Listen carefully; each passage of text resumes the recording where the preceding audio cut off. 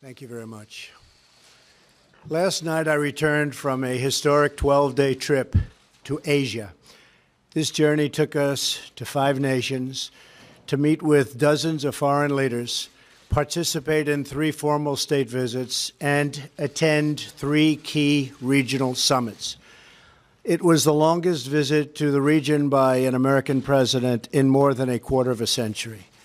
Everywhere we went, our foreign hosts greeted the American delegation, myself included, with incredible warmth, hospitality, and most importantly, respect.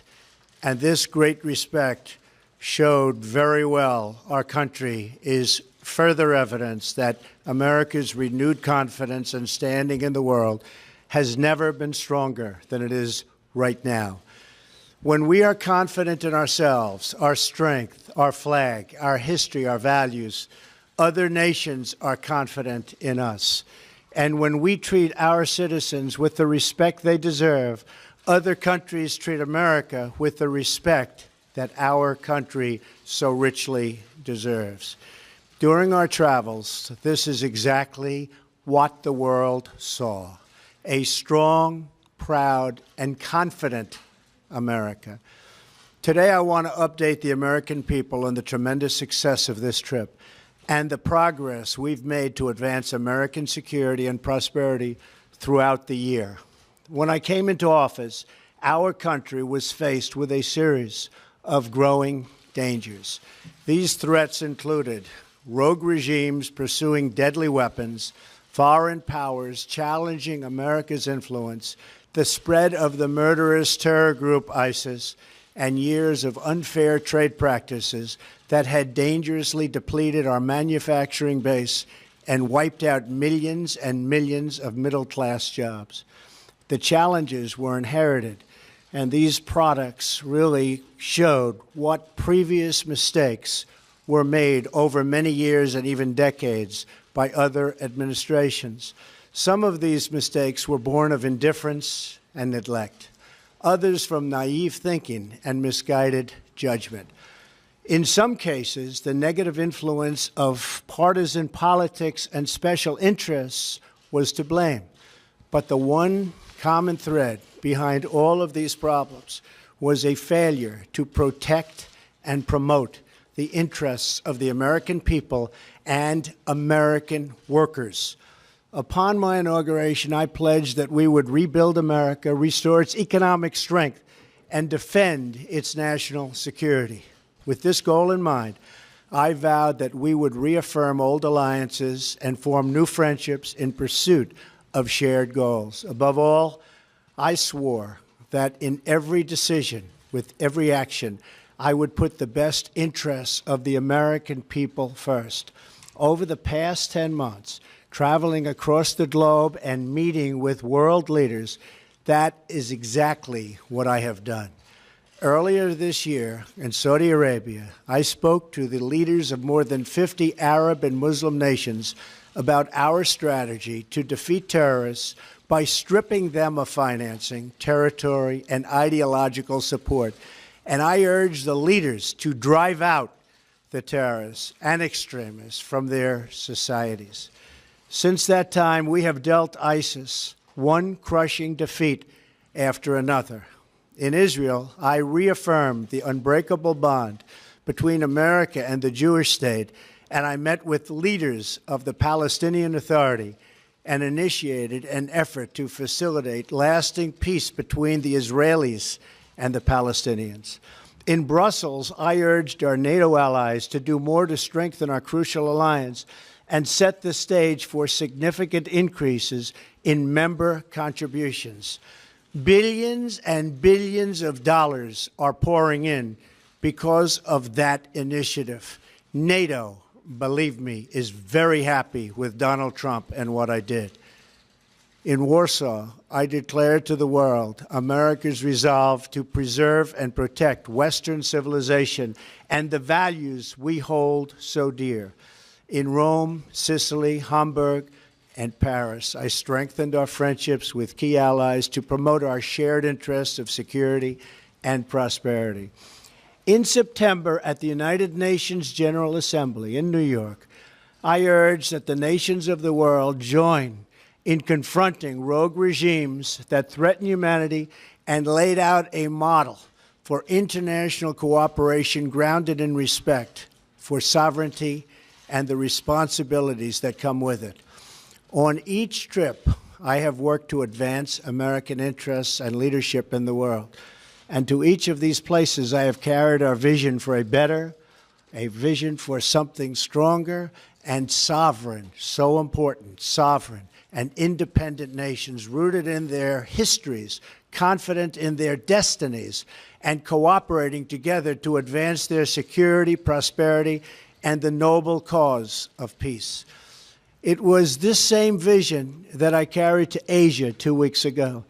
And it was this same commitment to you, the American people, that was always at the forefront of my mind and my thinking. Our trip was defined by 3 core goals. First, to unite the world against the nuclear menace posed by the North Korean regime, a threat that has increased steadily through many administrations and now requires urgent action. Second, to strengthen America's alliances and economic partnerships in a free and open Indo-Pacific, made up of thriving independent nations respectful of other countries and their own citizens, and safe from foreign domination and economic servitude. And third, to finally, after many years, insist on fair and reciprocal trade. Fair and reciprocal trade. So important. These 2 words, fairness and reciprocity, are an open invitation to every country that seeks to do business with the United States. And they are a firm warning to every country that cheats, breaks the rules, and engages in economic aggression like they've been doing in the past, especially in the recent past. That is why we have almost an $800 billion a year trade deficit with other nations. Unacceptable. We are going to start whittling that down, and as fast as possible. With these goals, it was my profound honor to travel on this journey as your representative. I explained to all of the world leaders and across Asia how well the United States is doing. Economic growth has been over 3% the last 2 quarters and is going higher. Unemployment is at its lowest level in 17 years. The stock market has gained trillions of dollars in value since my election and has reached record highs. We are massively increasing our military budget to historic levels. The House has just passed a nearly $700 billion defense package, and it could not come at a better time for our nation. Once again, our country is optimistic about the future, confident in our values, and proud of our history and a role in the world. I want to thank every citizen of this country for the part you have played in making this great American comeback possible. In Asia, our message was clear and well received. America is here to compete, to do business, and to defend our values and our security. We began our trip in Hawaii to pay our respects to brave American service members at Pearl Harbor and the United States Pacific Command, the guardian of our security and freedom across the Indo-Pacific region. As our country prepared to observe Veterans Day, we remembered the incredible sacrifices and courage of all of the veterans whose service has preserved our liberty and a way of life that is very special. We also thanked military families for their support for our brave servicemen and women. From Hawaii, we traveled to Japan, a crucial U.S. ally and partner in the region. Upon landing in Japan, my first act was to thank the American service members and Japanese self-defense forces, who personify the strength of our enduring alliance. Prime Minister Abe and I agreed on our absolute determination to remain united to achieve the goal of denuclearized North Korea. Shortly following our visit, Japan announced additional sanctions on 35 North Korean entities and individuals. Japan also committed to shouldering more of the burden of our common defense by reimbursing costs borne by American taxpayers, as well as by making deep investments in Japan's own military. This will include purchases of U.S. advanced capabilities, from jet fighters to missile defense, systems worth many, many billions of dollars, and jobs for the American worker. Prime Minister and I also discussed ways we can deepen our trade relationship based on the core principles of fairness and reciprocity. I am pleased that since January of this year, Japanese companies have announced investments in the United States worth more than $8 billion, 17,000 jobs. Thank you. Oh, they don't have water. That's okay. What? Oh, it's okay. Oh.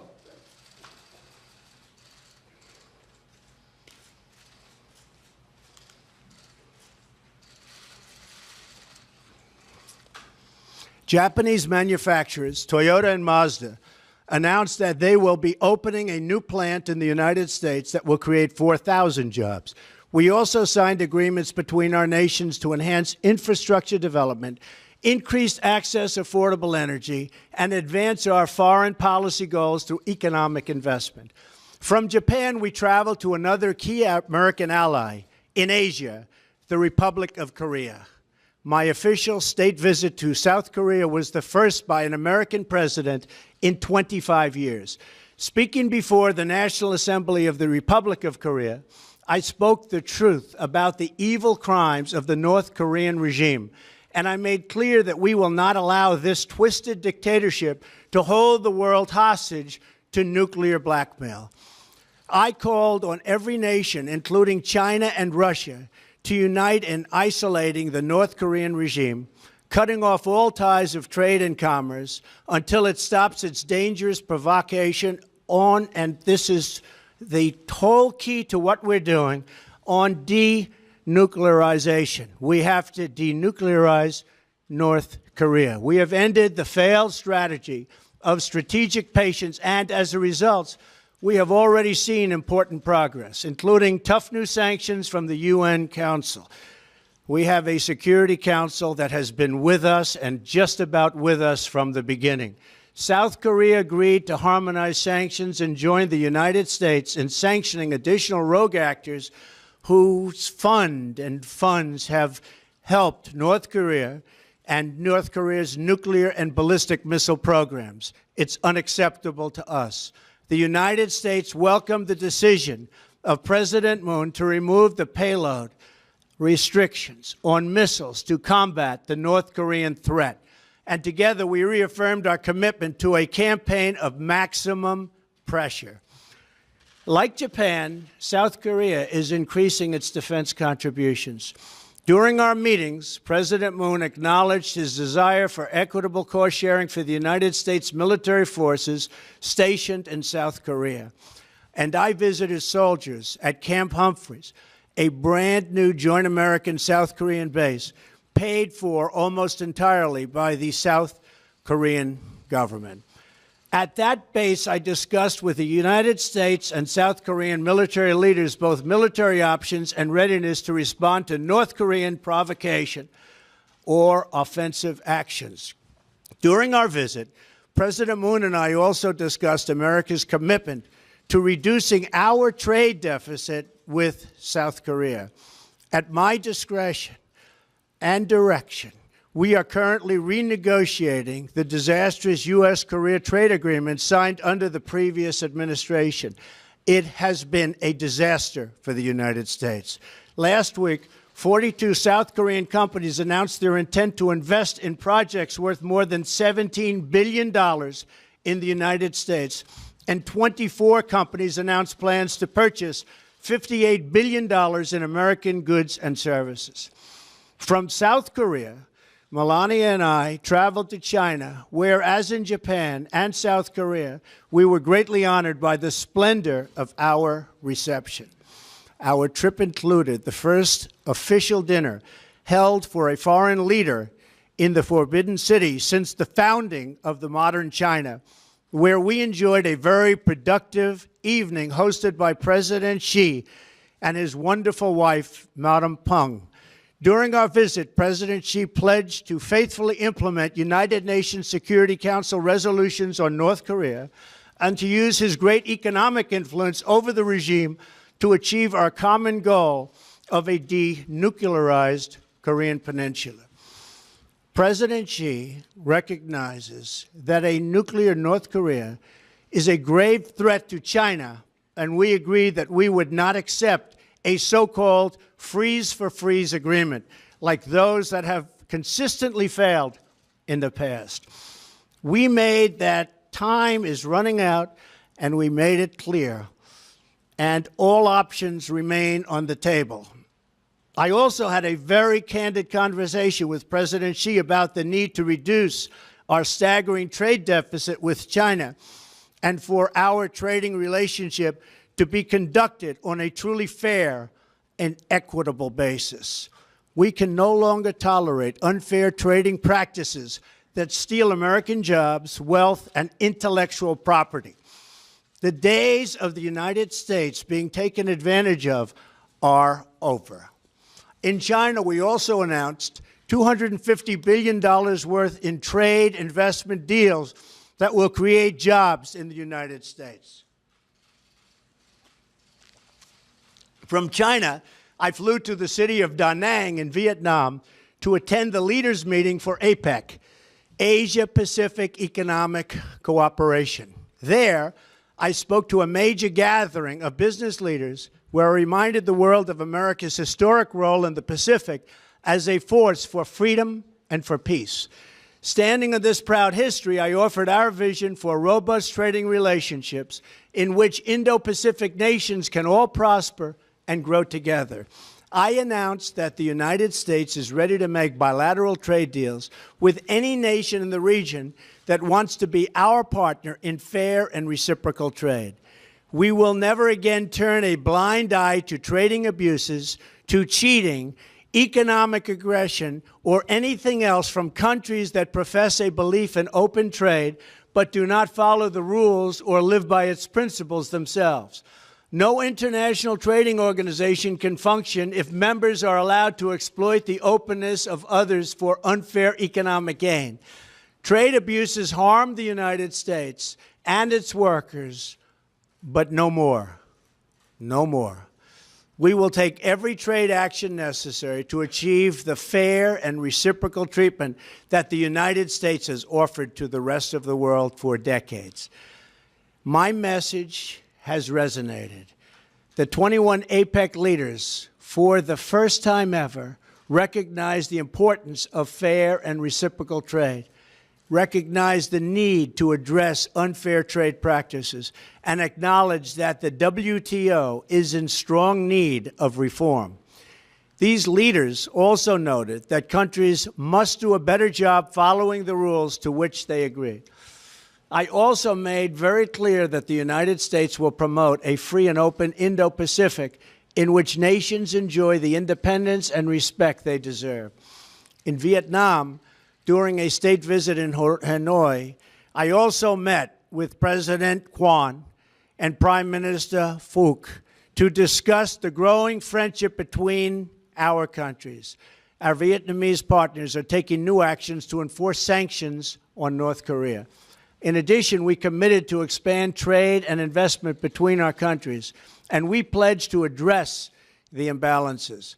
I am particularly pleased that the United States and Vietnam recently announced $12 billion in commercial agreements, which will include $10 billion in U.S. content. Finally, I visited the Philippines, where I met with numerous world leaders at the U.S., ASEAN, and East Asia summits. At ASEAN, the Association of Southeast Asian Nations, we made it clear that no one owns the ocean. Freedom of navigation and overflight are critical to the security and prosperity of all nations. I also met with the prime ministers of India, Australia, and Japan to discuss our shared commitment to a free and open Indo-Pacific. During our visit, President Duarte of the Philippines thanked the American people and our armed forces for supporting the recent liberation of Marawi from ISIS. We pledged to strengthen and deepen our long-standing alliance. At the East Asia Summit, the United States negotiated and signed 4 important leader statements on the use of chemical weapons, money laundering, poverty alleviation, and countering terrorist propaganda and financing. And crucially, at both summits and throughout the trip, we asked all nations to support our campaign of maximum pressure for North Korean denuclearization. And they are responding by cutting trade with North Korea, restricting financial ties to the regime, and expelling North Korean diplomats and workers. Over the last 2 weeks, we have made historic strides in reasserting American leadership, restoring American security, and reawakening American confidence. Everywhere we went, I reaffirmed our vision for cooperation between proud, independent, and sovereign countries. And I made clear that the United States will be a reliable friend, a strong partner, and a powerful advocate for its own citizens.